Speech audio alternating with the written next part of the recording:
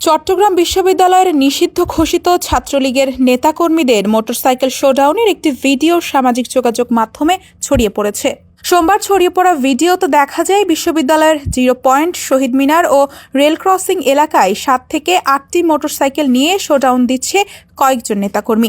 ভিডিওতে আশেপাশে তেমন মানুষের উপস্থিতি দেখা যায়নি। ধারণা করা হচ্ছে সকালের কোনো এক সময় ভিডিওটি ধারণ করা হয়েছে।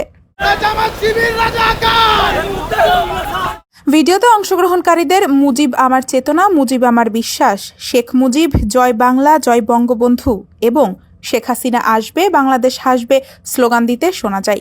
তবে ভিডিওটি কবে ধারণ করা হয়েছে সে বিষয়ে এখনও নিশ্চিত হওয়া যায়নি।